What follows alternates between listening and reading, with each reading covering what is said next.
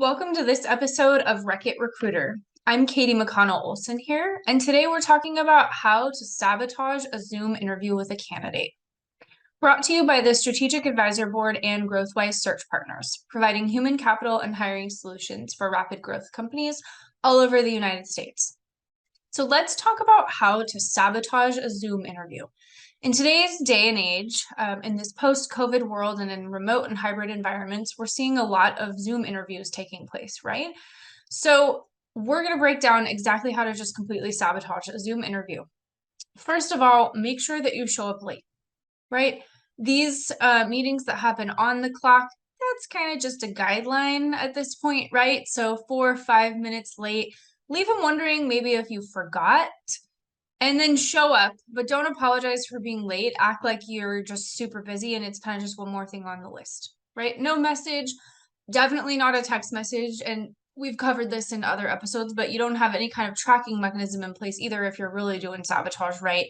So just show up when you feel like it and hope that they're still there. Chances are they want the job, they'll probably still be there. So once you show up on the Zoom, make sure that you don't have your video and your mic on. Feign technology issues. I mean, how many years have we been at it with these Zoom and WebEx stuff? But still, be on mute, get confused, keep your camera off, on, just really sort of botch it up right out of the gate to impress. That it really does send the message also that you don't really know how to use technology in your office and you haven't really embraced kind of these common tools. So definitely make sure you incorporate some technology failure in the process, right? And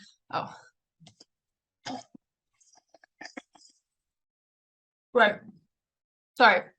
Definitely don't act like it's a business meeting. So if maybe you're having your protein shake or your lunch in the middle of it, throw that in there, right? You're trying to squeeze this in when you can get it done between everything else you have going on. You're busy.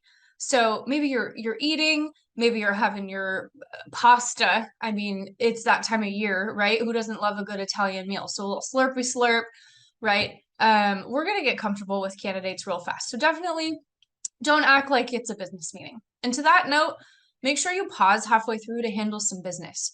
Maybe someone walks into your office, maybe an important email comes through. Oh, yeah, don't close your email inbox, right? You are far too important to close your email inbox for a half an hour interview with an important hire to add to your team that's going to help with your business growth.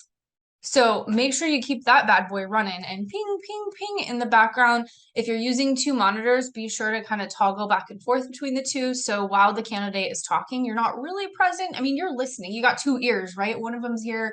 You got half an eye. The other one's looking at your other screen while you're kind of sneakily returning a couple emails here and there. You know, a lot of what they're going to say is just fluffy fluff. Anyways, it's totally fine. Just make sure that the candidate knows that they're not the most important thing that you have going on today, right? That this interview is not the most important thing you have going on. After all, hiring and business growth are not as important as your email. Hiring and adding to your team with another person and making sure that you're present with them. You're not having your protein shake and your spaghetti at the same time as you're interviewing them and checking your email. No one got time for that, right? And lastly, the most important piece of advice is everyone wants to see your cat's butt during an interview. Although sometimes we just can't avoid that, right? In any case, some of that may have resonated with you as things that you're currently doing or not. And maybe some things that you can work on a little bit in your interview process to fine tune it and make it a little bit less wreck-it. To take a deeper dive into how we can optimize your hiring or take it off your plate entirely, click the link in the description and we'll be glad to help you. And don't forget to comment, like, and subscribe for more helpful tips just like this.